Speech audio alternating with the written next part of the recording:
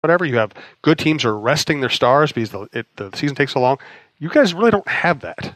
We don't, and it's funny, you often want what you don't have. Mm-hmm. I think that, probably more from a business standpoint, more than 34 games would potentially be beneficial to us. But I do feel that whether it's the NBA 82 or, my goodness, Major League Baseball, I do not understand how the players get up for game after game after game after game. And well, there's a time they got up using greenies, but they've gotten away from that. At least allegedly, they've gotten away from it.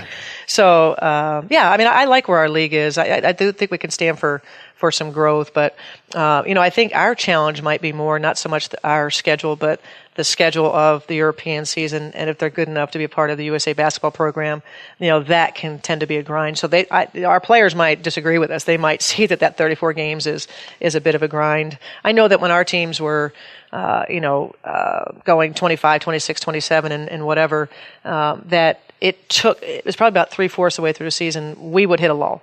And there was just that waiting to get to the playoffs. You see that with the Golden State Warriors. You know that they're going to play at a higher level. The danger in that is, though, it's not automatic. They know from their early days. I know from our early times with our championship teams that you just have it, and you don't care where you're playing, what time you're playing. You get up and you just love hooping together. But after a while, there's a grind to it, and that's just so difficult to avoid. And we always got through it. We'd lose 3 or 4, but we would find a way to get back together and find a way to finish the season strong and do well in the playoffs. Well, let's talk about the tournaments, women's, men, and, of course, Lindsay Whalen's first season. Do want to thank Shelley being the sports queen.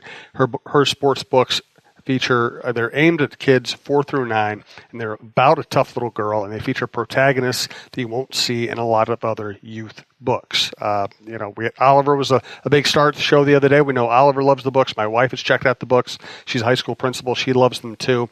And what Shelley being the sports queen does is she goes through these athletic challenges and she gets knocked down. She perseveres. She writes about what happened in her journal, and she has friends who, again, are not necessarily going to be represented in a lot of other media or in a lot of other children's books. They're great books. There's a book reviewer named Rebecca Flansburgh who says she loves the representation of diversity in this picture book that would appeal to both boys and girls.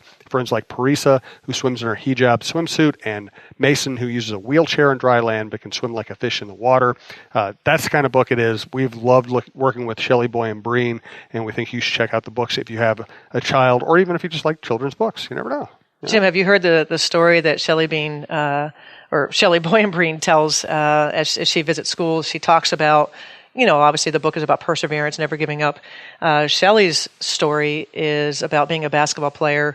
I believe it was in high school, and it's a packed gym. She was about to score her 1,000th point. There ended up being, I think, a technical foul or something like that. And so Shelley was the one to go to the foul line. So if she makes the free throw, she scores number 1,000. Fans are excited, the whole place, the family all around. She said she goes up to the free throw line and she shot an air ball. And so she said that's her story. And so the kids always want to know, did you score your 1,000th? Did you ever get a chance? And she said yes. Later in the game, she got the opportunity and put the ball through the hole. So she talks about the ultimate failure in her mind in front of family and friends. But ultimately, she persevered. She did. And she's doing great work. I think her series is going to go a long way. So let's start with Whalen, your reaction to her first season. Well, I think she would tell you, a lot of ups and downs, a lot of learning. Times that I think she probably felt like they did well and that she did well. There's probably other times when maybe, she wished she'd have done things differently or changed maybe, quicker, that sort of thing. But I think overall it was a really good first season for her. I think she transitioned well. She really just, jumped in 2 feet and became a very good basketball coach. And it was not a surprise, obviously, to those of us that are around her. It was fun. It was fun to see her in her element. I watched the first WNIT game. It seemed like the second one in Cincinnati went well for till about the 6-minute mark. I think they had the lead, and then I don't know what happened in the last 6 minutes. I didn't get a chance to see it. I don't think that was televised. So, probably a team that ran out of gas again. They didn't typically finish games very strong because they leaned so heavily on some players to play so many minutes. But even the Northern Iowa game that they they got off to such a great start. They were making shots, and then I think they cut it to 7 in the fourth quarter and had to hang on. So I thought overall, a really good season for her. Hopefully, on the recruiting trail, getting players. I think the grad transfer will be a big thing for the Minnesota program. Hopefully they can attract a few of those and be able to replace some of the things that Kenesha Bell did. And what stood out to you about the women's tournament so far? I think for me, and we talked about this at the show, that I noticed a change in UConn in their games and their approach. I think that being the number 2 seed as opposed to the 1 seed, Louisville got the 1 seed in their region, I think is exactly what Gino ordered, in that I think the players were offended, by being number 2. But to be honest, I think they probably earned that during the regular season. They had some bigger games that they didn't play well in, they didn't score in, and they earned a 2 seed. And, I think for Gino that was probably a good thing. It's motivation. And I've seen them play with a bigger chip on their shoulder. So I think that they've, even though the last game they played in against Buffalo, they were doing well, they really opened it up. And then I think they cut it to, 6, late in the fourth quarter, 6 or 8. But anyway, hung on. UConn's not the dominant team, that they were. And that's okay. You can still, they've only lost 2 games this season, and we're talking about it not being a great year for UConn. Louisville, I think Louisville, they're on a mission. They getting back to the Final Four and trying to win a championship. It's a very legitimate chance for them. Baylor's been dominant, and I've talked about Notre Dame. I just think Notre Dame's playing great. And they're a team that I think, they had a couple losses during the regular season. Same thing. They're anxious to get to the tournament, and get back to try to repeat the darn thing. And I thought Buffalo had a decent run. Obviously Oregon's a good team. Can their defense hold up? I'm not sure. And I'm pulling for them. I'm pulling for them to get to the Final Four. They're a fun team to watch offensively. Yeah, absolutely. Thanks to our producer, Brandon Morton. If you'd like to advertise with the program or the network, you can reach us at talknorthpodcast@gmail.com. You can follow us on Twitter at TalkNorthPod. We'll put our show times and other sponsor information there, Talk North Pod on Twitter.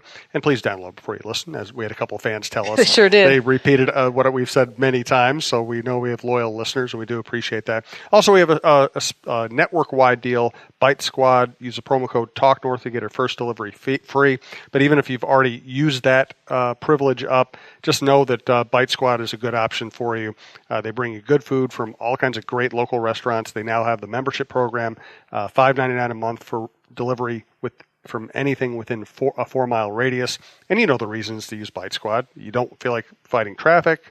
You don't feel like being out late. You don't want to wait in line. You don't want to deal with weather. You don't want to burn gas, whatever. Bite Squad will bring you restaurant quality food in a restaurant quality style right to your door. So check out bitesquad.com, download the Bite Squad app. Again, Talk North will be your promo code for your first delivery free, but we want to do well by them because they've done well by us. We did have the Minnesota Whitecaps, the NWHL champions, at the Poorhouse. It was a blast. They brought down the trophy. They walked off without it, and I said, careful. Cheryl collects those. That's right. You might not get it back. But it was cool. They told so many great stories about drinking various liquids out of the cup. They just seemed like they were still on a high. They were.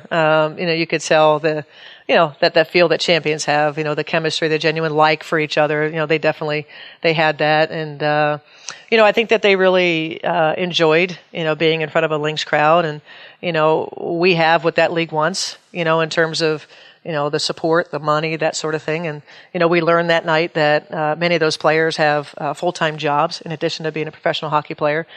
So we're just trying to do better for women's sports, and I think that they appreciated us having them there and up in the VIP section, as you mentioned. And it was neat. It was neat to, for me as a coach to speak with their coach just about the journey. At different times during the season, that sometimes it's a loss that you learn a lot about your team from. That you go, we really needed that for us to, to get our attention about this or about that. And so it was kind of neat to hear their story and to have an inaugural season, be a championship season is really fun. And, just a great history, in terms of that, that league and the ups and downs, of stability and just kind of hanging in there. And, Just a neat championship story, and another women's team to win a championship here in Minnesota. And I want to thank the Whitecaps for coming out to the show, and I apologize that episode was lost. We really did enjoy having you there and talking with you both on and off the air. I'm sure we'll have another chance to do that at some point. So our next show, we will plan on doing a lot of draft talk and maybe a little more roster talk about the Lynx, see what else is going on with the with current events. Again, sorry we lost that episode. I do appreciate everybody sticking with us, sticking with the Cheryl Reeve Show and the network. It's been a blast in general. It was a blast that night. So I know we're going to have great, and by the way, we had a lot of people there. So when we do let you know when the next live shows are, I recommend either getting there early or going into the Poorhouse system and reserving a ticket or making reservations or something, because we don't want somebody walking in and not having a place to sit. The good thing is, even though I think all the seats were taken in the downstairs area, there's always the upstairs. Like my wife went and sat upstairs, and so we're not going to turn anybody away, but you might want to get there if you want a prime seat. Thanks to the Poorhouse, thanks to all of our sponsors, and we'll talk to you next week.